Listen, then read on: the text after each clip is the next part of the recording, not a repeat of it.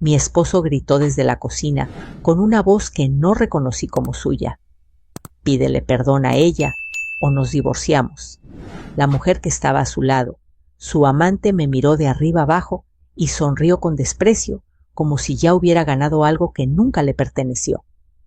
Yo no lloré. No grité. Me levanté despacio, sentí el peso de mis años en las rodillas, dije solo 3 palabras. Y me fui sin mirar atrás. 3 días después, la verdad hizo lo que yo no tuve que hacer, los derrumbó. La cocina todavía olía a café recalentado y a tortillas frías cuando Héctor pronunció esas palabras. Estaba de pie junto al fregadero, los brazos cruzados, el ceño fruncido, como si yo fuera una empleada incompetente y no la mujer que había compartido su cama durante 27 años. La luz blanca del foco colgante caía directo sobre la mesa, revelando el desorden de siempre, sobres de cuentas, el frasco de vitaminas, que ya no podía olvidar un mantel con manchas viejas que nunca salían del todo. Detrás de él, apoyada con descaro en la encimera, estaba ella, Clara. 30 y tantos, el cabello perfectamente alisado, uñas recién hechas, una blusa clara que parecía fuera de lugar en una casa como la mía. No llevaba ni una pizca de vergüenza en la cara. Al contrario, me observaba con una sonrisa ladeada pequeña precisa, la sonrisa de alguien que cree haber llegado a la meta antes que los demás.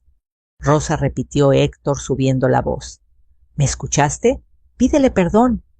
Ahora, sentí el aire volverse espeso. No de esos espesos poéticos que salen en las novelas, sino uno real incómodo que se pega a la piel. El refrigerador zumbaba. El reloj sobre el microondas marcaba las 8:17. Siempre me fijaba en la hora cuando algo importante estaba a punto de pasar, como si el tiempo quisiera dejar constancia. Miré a mi esposo, al hombre con el que me casé en una iglesia pequeña de Puebla, donde mi madre lloró más que yo, y su papá nos apretó las manos con fuerza orgulloso. El hombre que una vez me prometió que pasara lo que pasara, seríamos un equipo. Ahora me hablaba como si yo fuera el obstáculo entre él y su comodidad. No voy a pedirle perdón, dije al fin, con una voz que me sorprendió por lo firme. No he hecho nada malo. Clara soltó una risita baja. No fue una carcajada, no necesitaba tanto. Fue un sonido breve, suficiente para recordarme que ella se sentía intocable. ¿Ves?, dijo Héctor, señalándome como si yo fuera el problema. Siempre así, siempre dramática. Clara solo vino a hablar y tú armas un escándalo. Hablar. Así lo llamó. Hablar después de semanas de mensajes ocultos, de salidas por trabajo, de cambios de humor inexplicables. Yo no era tonta. Nunca lo fui. Solo había elegido confiar, porque eso es lo que hacen las mujeres que creen en su matrimonio. Di un paso hacia la mesa. Sentí el borde frío bajo mis dedos. Pensé en todas las mañanas que desayuné ahí, en los cumpleaños, en las tareas de los hijos, en las cenas silenciosas cuando el dinero no alcanzaba, y aún así seguíamos adelante. «Esta es mi casa», dije mirándola a ella por primera vez. «No tienes derecho a estar aquí». Clara ladeó la cabeza fingiendo compasión. «Héctor, dile algo», susurró, como si yo no estuviera. «Mira cómo me habla». Eso fue suficiente. Héctor golpeó la mesa con la palma. «Ya basta», gritó. «Rosa, estás fuera de lugar. ¿Le vas a pedir perdón ahora mismo o esto se acaba? No pienso seguir viviendo con alguien que me falta al respeto». Respeto. La palabra me cayó encima como una losa. Pensé en los años en que yo había guardado silencio para evitar discusiones, en las veces que me tragué preguntas, dudas, incomodidades, todo por mantener la paz, en cómo poco a poco había aprendido a hacerme pequeña. Me enderecé. Sentí un leve dolor en la espalda baja, ese que aparece cuando una ya no es joven, pero tampoco se rinde. Miré a Héctor a los ojos. Busqué ahí al hombre que conocí. No encontré nada. Solo vi a alguien decidido a sacrificarme para no incomodarse. ¿De verdad quieres que me humille por ella?, pregunté.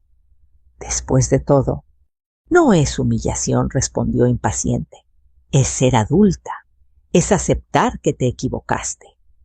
Clara sonrió más amplio, como si ese fuera su momento favorito. Entonces lo entendí.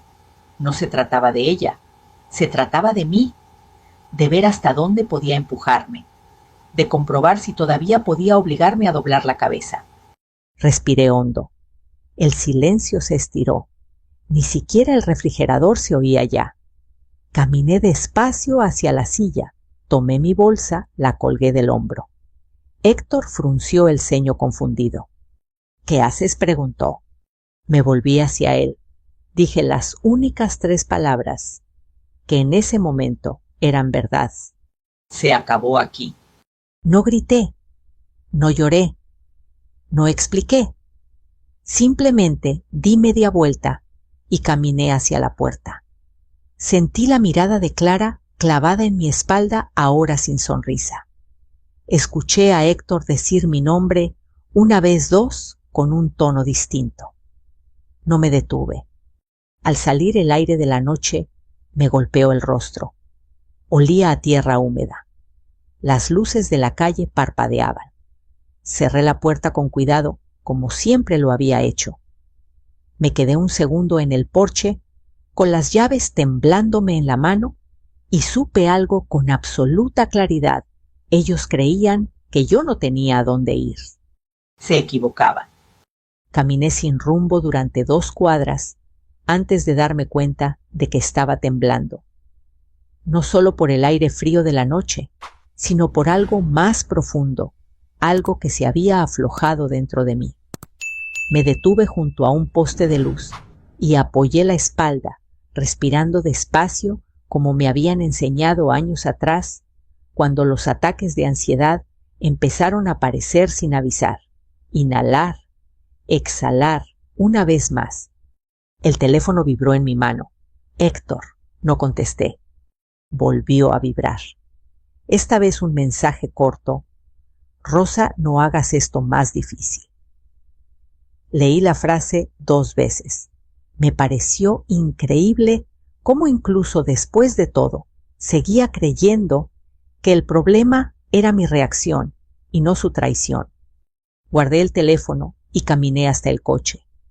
Al sentarme frente al volante, me invadió un recuerdo absurdo, yo 20 años atrás, aprendiendo a manejar en ese mismo asiento con Héctor, gritándome que frenara más despacio. Sonreí con amargura. Siempre había sido así. Él hablaba fuerte. Yo escuchaba. Arranqué y manejé hasta la casa de Marta, mi hermana mayor. No llamé antes. Sabía que aunque fuera tarde, me abriría. Marta vivía en una casa pequeña de paredes color crema y muebles viejos que crujían al sentarse. Cuando abrió la puerta y me vio ahí, con los ojos enrojecidos y la bolsa colgando del hombro, no hizo preguntas. Solo se hizo a un lado y me dejó pasar. ¿Café?, preguntó, como si fueran las 4 de la tarde y no casi las 10 de la noche. Sí, respondí. Por favor. Me senté en la mesa de su cocina. El foco era amarillo más suave que el de mi casa. El silencio no pesaba. Marta puso el café a calentar y se sentó frente a mí sin decir nada. Esa era su forma de querer esperar. Me pidió que le pidiera perdón, dije al fin. A ella. Marta cerró los ojos un segundo, como si necesitara fuerza para no explotar. ¿Y tú qué hiciste? Me fui. Ella asintió despacio, no sonrió, no me felicitó, solo dijo, ya era hora. Las palabras no sonaron como un reproche, sino como una constatación. Me di cuenta de que mis manos seguían temblando y las apoyé sobre la mesa para controlarlas. Bebí un sorbo de café. Estaba amargo pero caliente, reconfortante. El teléfono volvió a vibrar. Esta vez un mensaje más largo. No lo abrí. Luego otro y otro.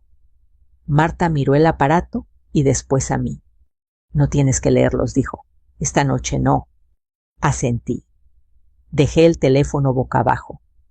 Por primera vez en mucho tiempo, no sentí la urgencia de explicar nada, de justificarme, de arreglarlo todo antes de dormir. Me quedé esa noche en el sillón de la sala. Era viejo y se hundía en el centro, pero me recibió sin exigir nada. Escuché los sonidos de la casa, el reloj de pared, un coche pasando a lo lejos, el ladrido ocasional de un perro. Pensé en Clara durmiendo quizá en mi cama. Pensé en Héctor, convencido de que al día siguiente yo regresaría con la cabeza baja. No dormí bien. Cada vez que cerraba los ojos, veía su sonrisa burlona, escuchaba la palabra divorcio lanzada como un castigo. Pero algo había cambiado. Ya no era miedo lo que sentía. Era una especie de cansancio lúcido, como cuando una entiende que seguir empujando una puerta cerrada solo lastima las manos. Al amanecer, el cielo estaba gris. Me levanté antes que Marta y me senté otra vez en la mesa con una taza de café nuevo. Encendí el teléfono. Tenía 14 llamadas perdidas. Mensajes de Héctor, primero furiosos, luego confusos, después acusadores. Ni uno solo preguntaba si yo estaba bien. Eso me dolió más que cualquier insulto. El último mensaje decía: no puedes simplemente irte así. Tenemos cosas que arreglar.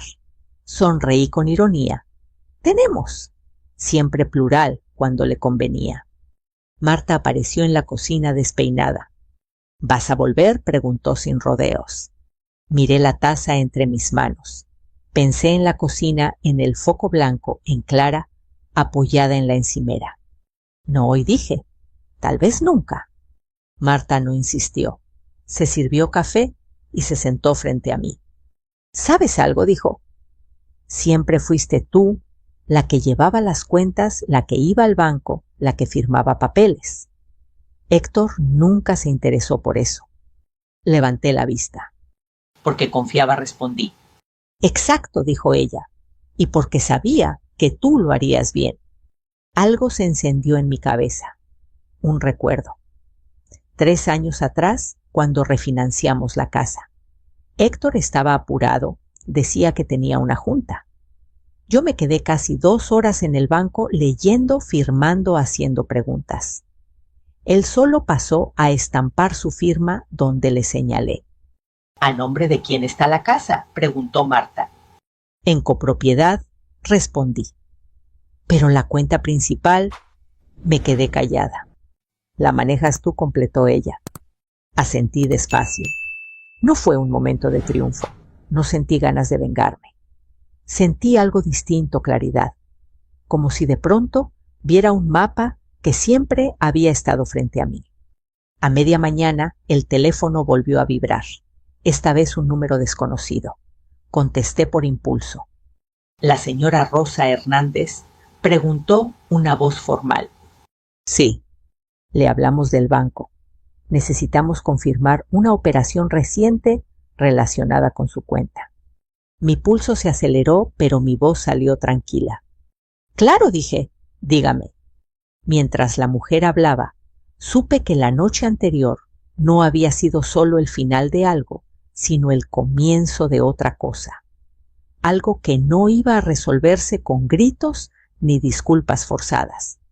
Algo que tenía que ver con papeles, con verdades que no se podían borrar. Colgué y miré a Marta. Tengo que ir al banco, dije. Ella me sostuvo la mirada y asintió. Ve, respondió. Yo me quedo aquí. Tomé mi bolsa. Me puse el abrigo. Al salir, sentí el aire frío en el rostro, pero ya no me encogí.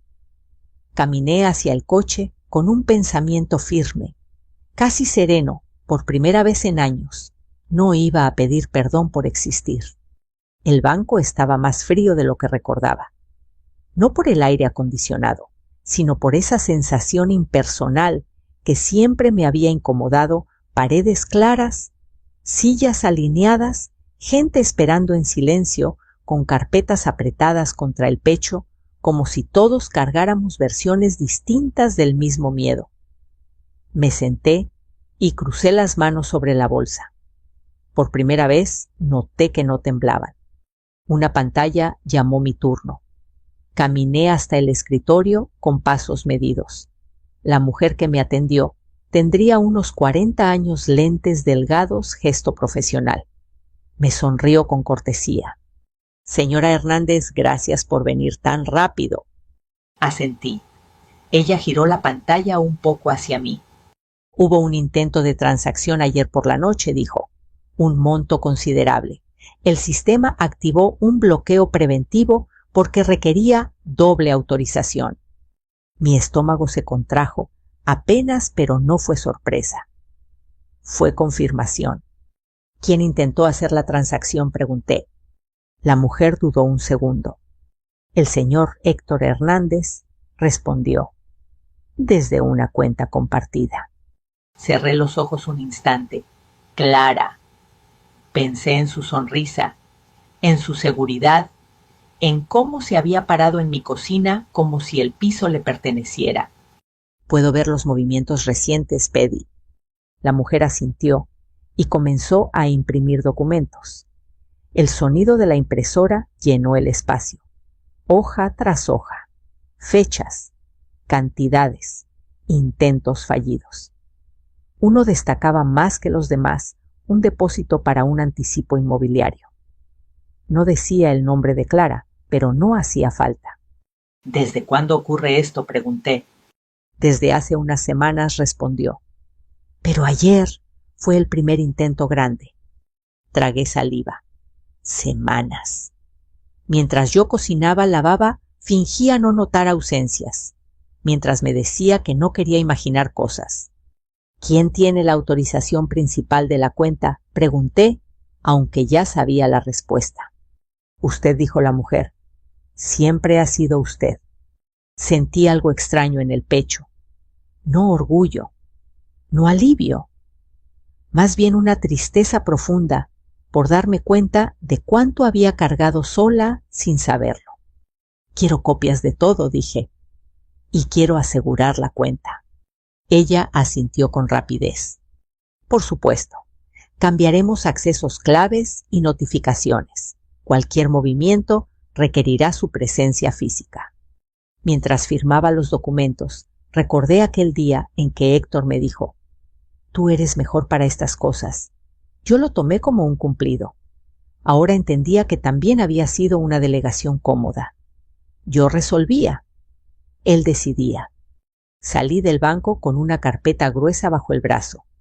Me senté en el coche antes de arrancar. Abrí la carpeta y repasé los papeles como si fueran un idioma que recién aprendía, pero que de pronto tenía sentido. Firmas, sellos, mi nombre, siempre mi nombre. El teléfono vibró. «Héctor». «¿Qué hiciste, Rosa?», dijo apenas contesté. «La tarjeta no pasó. Estoy aquí parado como un idiota». No levanté la voz. «No hice nada», respondí. «El sistema hizo lo que tenía que hacer». «No te hagas la lista», gritó. «Necesito que arregles esto ahora». «Necesito». «No, por favor.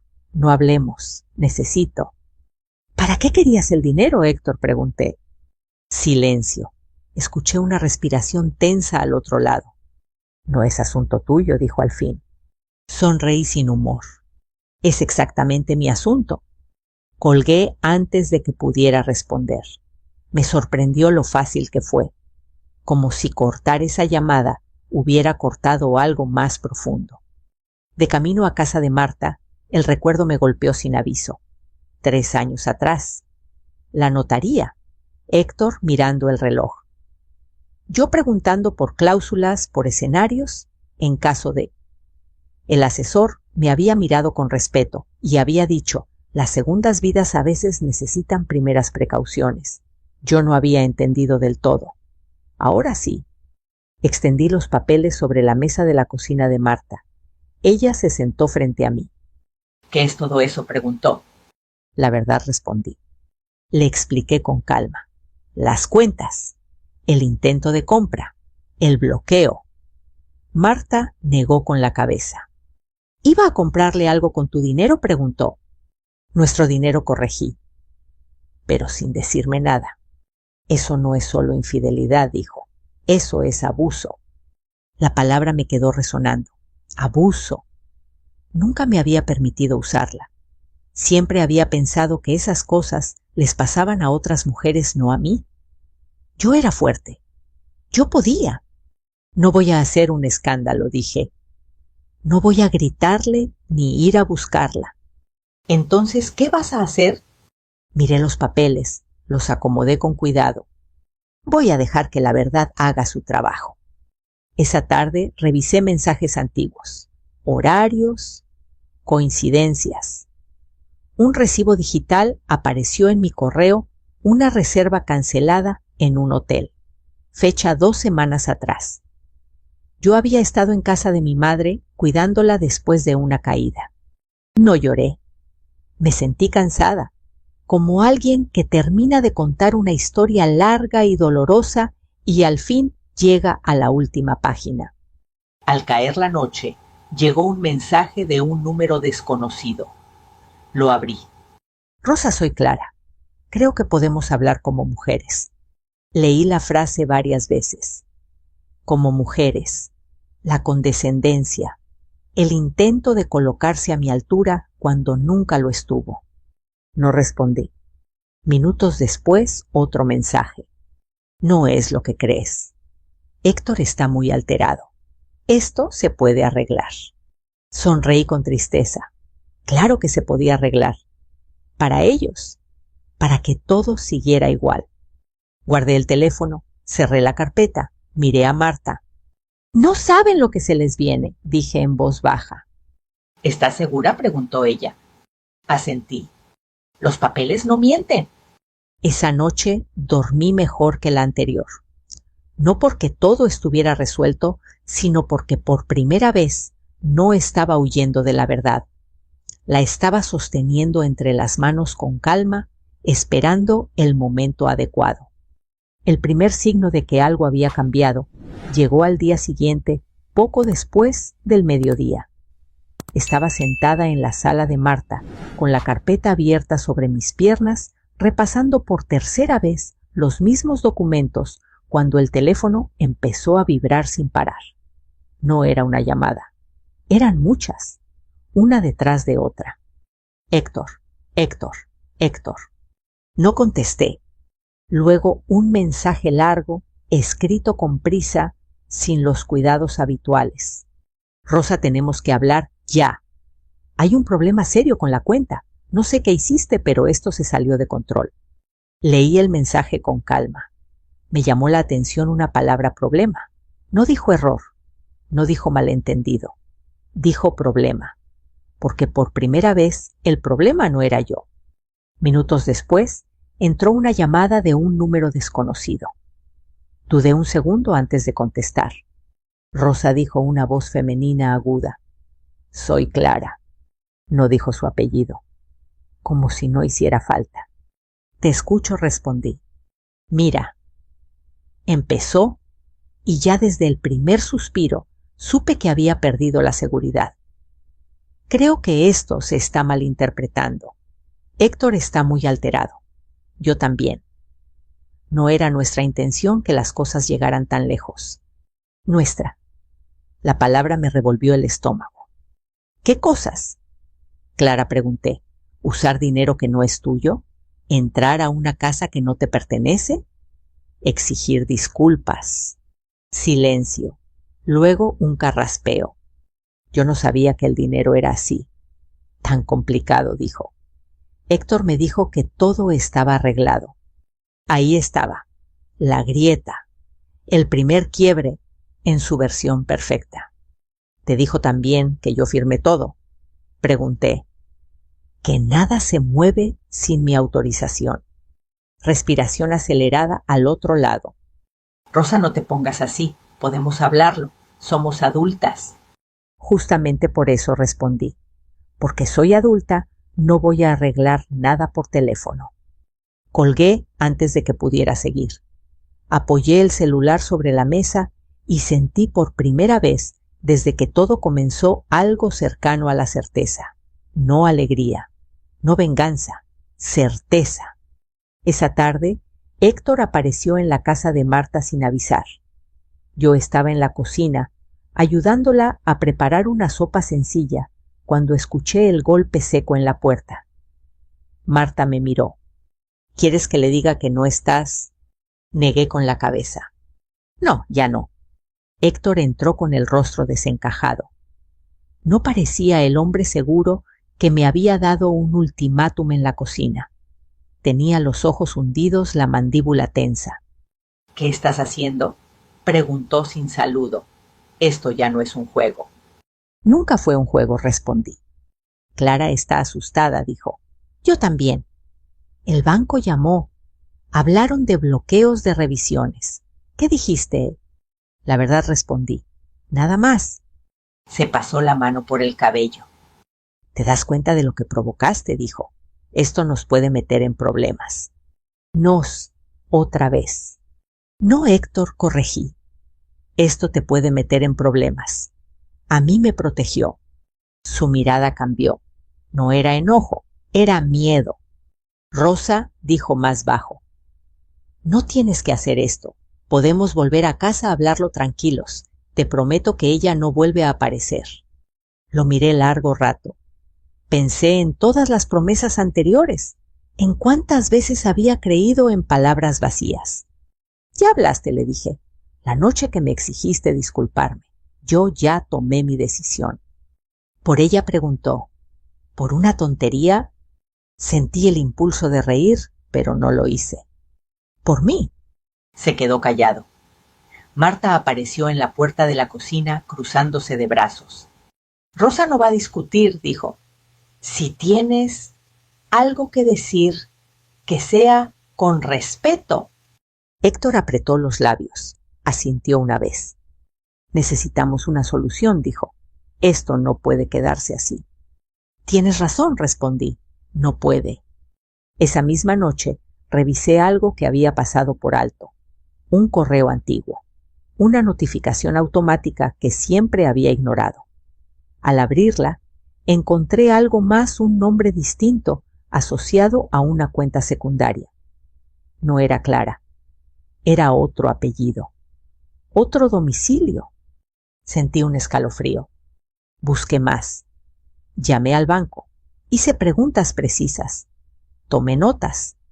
Poco a poco, la imagen se volvió más clara. Clara no solo había aparecido de la nada. Ya había estado antes en otros contextos con otros nombres. No era la primera vez que se acercaba a un hombre estable. No sentí rabia, sentí lástima y una extraña gratitud por haberme detenido a tiempo. Al día siguiente, hablé con un abogado recomendado por una amiga de Marta. Un hombre tranquilo, de voz pausada, que escuchó sin interrumpir. Usted no está reaccionando por impulso, dijo al final. Está respondiendo a hechos. Y eso cambia todo. Salí de su oficina con una sensación extraña. No estaba ganando nada, pero tampoco estaba perdiendo más. Esa noche envié un solo mensaje. A Héctor, a Clara, en un mismo grupo. Hablamos en público, con documentos. No añadí nada más. El teléfono enloqueció. Llamadas, mensajes, súplicas disfrazadas de enojo. Lo dejé sonar. Me senté junto a la ventana de la sala de Marta y miré la calle. Un camión pasó despacio. Una pareja caminaba tomada del brazo. Pensé en lo simple que se ve la vida desde afuera y en lo complicada que se vuelve cuando uno acepta mentiras para no estar sola. Esa noche dormí profundamente, no porque todo estuviera resuelto, sino porque por primera vez ellos no sabían qué iba a pasar después. Y eso supe los estaba haciendo temblar. El día amaneció gris, con ese cielo bajo que parece aplastar los pensamientos contra el suelo. Me desperté temprano, antes que Marta, con la sensación de que algo importante estaba por ocurrir. No era ansiedad, era concentración, como cuando una se prepara para una cita médica difícil o para una conversación que no admite errores. Me serví café en silencio y abrí la carpeta una vez más. Los papeles ya no me parecían intimidantes. Al contrario, eran claros, ordenados.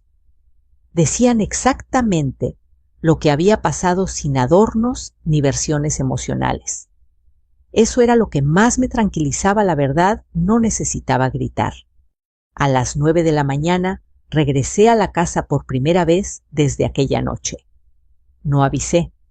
Sabía que Héctor no estaría. Los martes siempre salía temprano. Metí la llave con cuidado. La cerradura respondió como siempre, como si nada hubiera cambiado.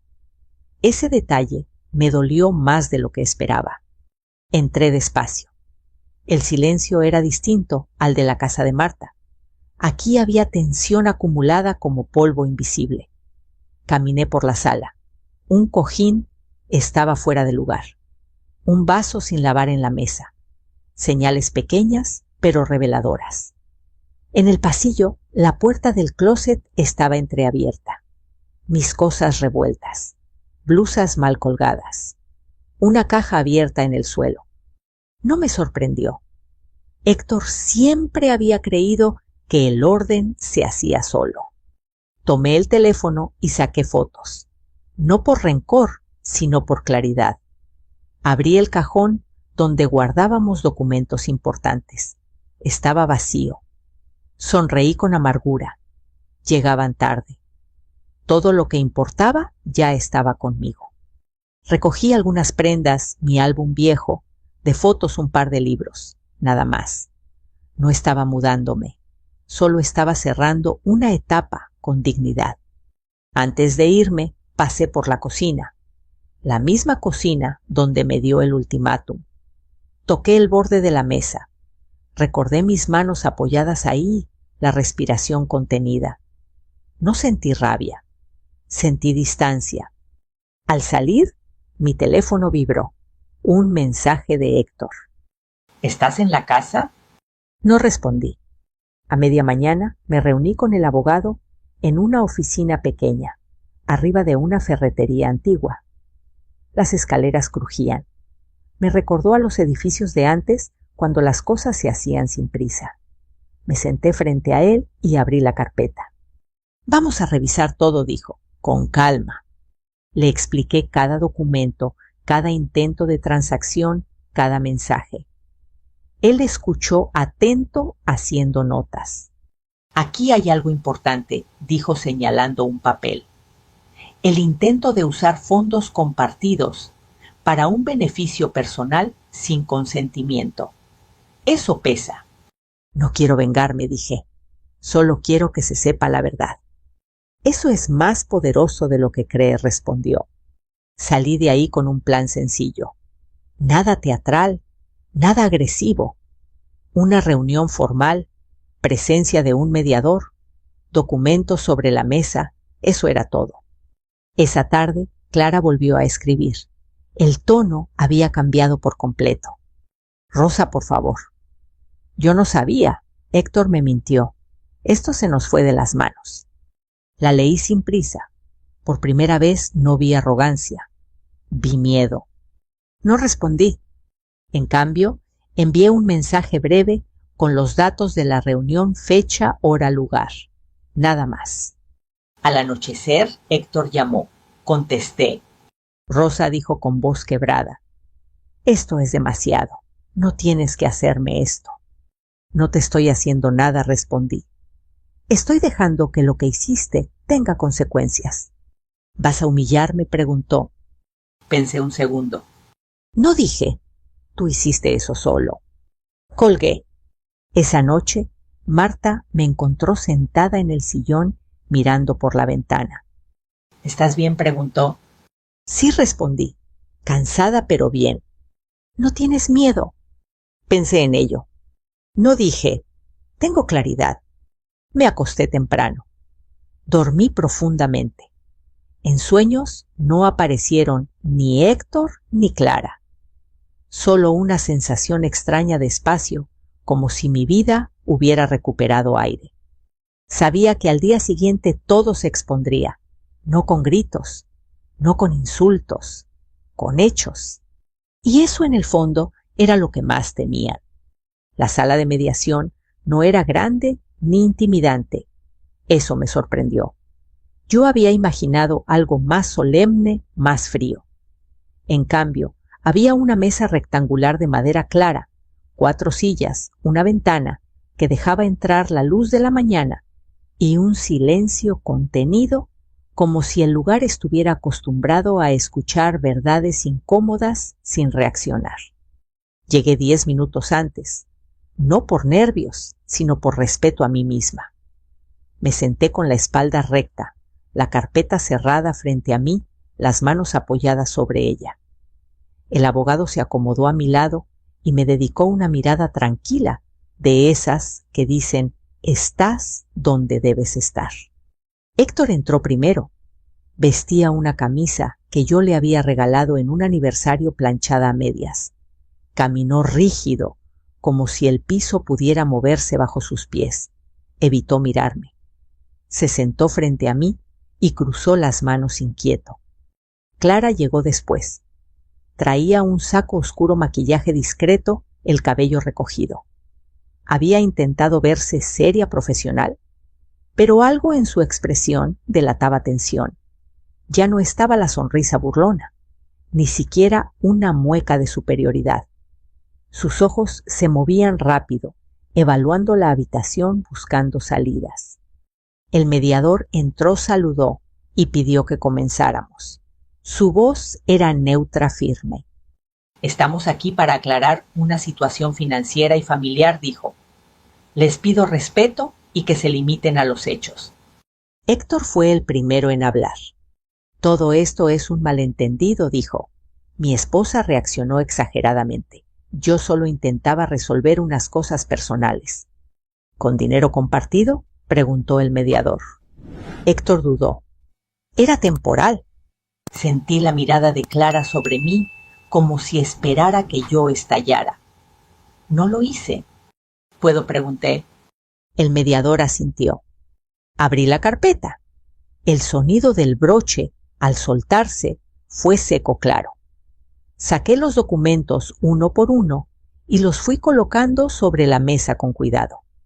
Estados de cuenta, intentos de transferencia, fechas, montos. Estos son los movimientos, dije. No son interpretaciones, son registros. El representante del banco, sentado al final de la mesa, tomó la palabra.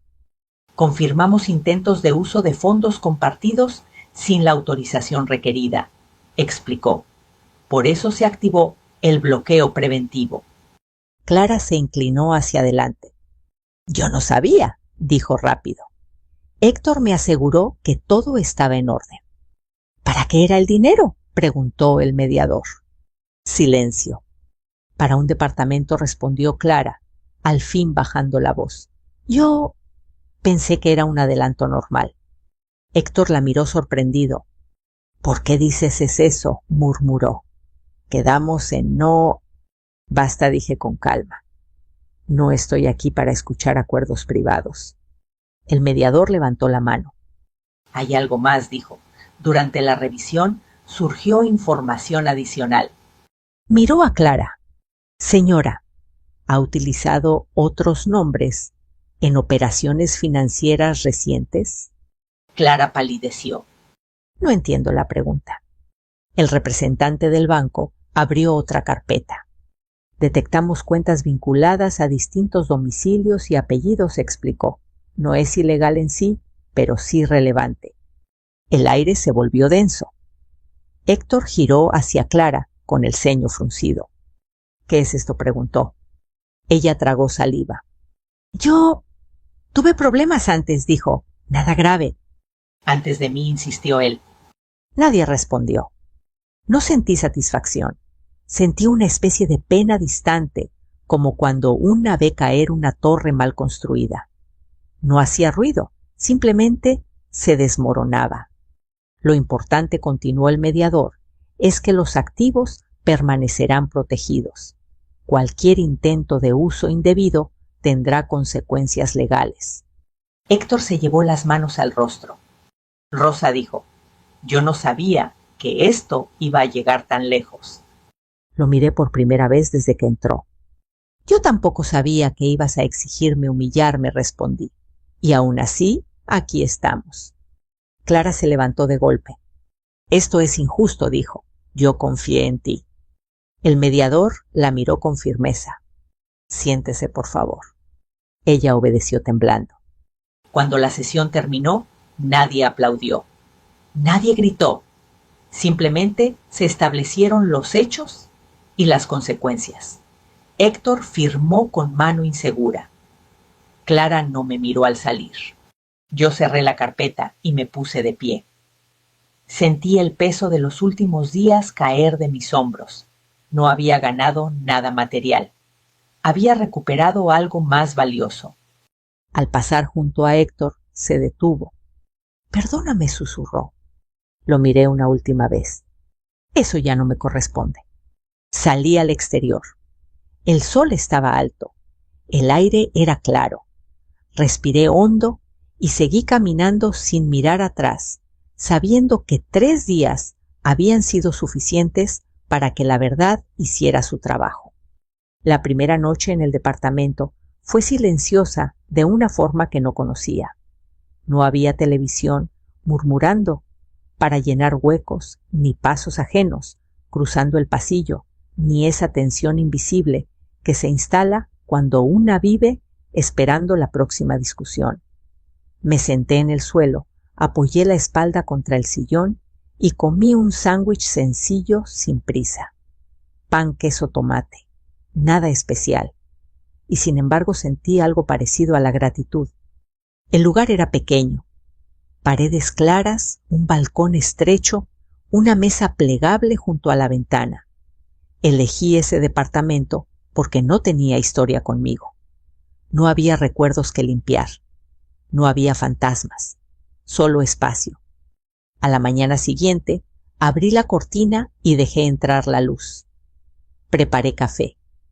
El olor llenó el cuarto y me sorprendí sonriendo. No era una sonrisa grande de esas que anuncian victorias. Era leve, honesta.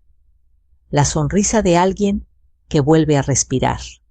Los días siguientes fueron tranquilos, demasiado tranquilos según algunos. Marta me llamó cada noche para saber cómo estaba. Yo le decía la verdad. Estoy bien, repetía, cansada pero bien. Héctor escribió una vez 2, 3. Mensajes cortos, luego más largos. El tono cambió con el paso de los días. Primero enojo, después confusión, al final arrepentimiento. No sé en qué momento perdimos el rumbo. Yo nunca quise lastimarte. Podemos intentar de nuevo. Leí cada mensaje una sola vez. No respondí de inmediato. Me tomé el tiempo de sentir lo que aparecía en mí. No era odio, tampoco deseo de volver. Era claridad. Una tarde, mientras acomodaba libros en un estante, respondí con una sola frase. Te deseo paz, lejos de mí. Nada más. Cerré el teléfono y seguí con lo mío. No sentí culpa. Sentí coherencia. Supe por terceros que Clara había desaparecido de la vida de Héctor tan rápido como había entrado, que dejó el trabajo, que cambió de número, que buscaba explicaciones que ya no servían. No me alegré, tampoco me dolió. Algunas historias no nos pertenecen hasta el final. Con el tiempo comencé a caminar por las mañanas. Daba vueltas al parque cercano, escuchaba los árboles moverse con el viento. Pensaba en todo lo que había callado por miedo a estar sola. Pensaba en cómo durante años confundí amor con aguante. Un viernes por la tarde me encontré con una vecina del edificio. Tendría mi edad. Me preguntó si acababa de mudarme. Asentí. Me dijo que el barrio era tranquilo, que la gente se saludaba, que los domingos se oía música desde algún balcón. Bienvenida, dijo. Aquí cada quien cuida su paz. La frase me acompañó todo el día. No volví a la casa vieja. Los trámites se resolvieron sin drama. Papeles, firmas, cierres. Nada que no se pudiera enfrentar con la cabeza fría. El abogado me llamó una vez para confirmar que todo estaba en orden. Le agradecí y colgué. Una noche mientras cenaba sola, pensé en la Rosa de hace una semana, la que se quedó de pie en la cocina, escuchando un ultimátum, la que estuvo a punto de pedir perdón por no hacer nada malo. Sentí ternura por ella, no lástima, ternura. Entendí algo que antes no veía con claridad. Yo no gané porque ellos perdieran. Gané porque dejé de perderme a mí misma. No todas las historias de traición terminan con gritos o con castigos espectaculares. Algunas terminan con silencio, con distancia, con una mujer cerrando una puerta y abriendo otra sin hacer ruido. Si llegaste hasta aquí, tal vez algo de esta historia tocó una fibra tuya. Tal vez has sentido esa presión de tener que aguantar para mantener la calma. Tal vez alguna vez te pidieron que te disculparas por existir, por incomodar, por decir la verdad.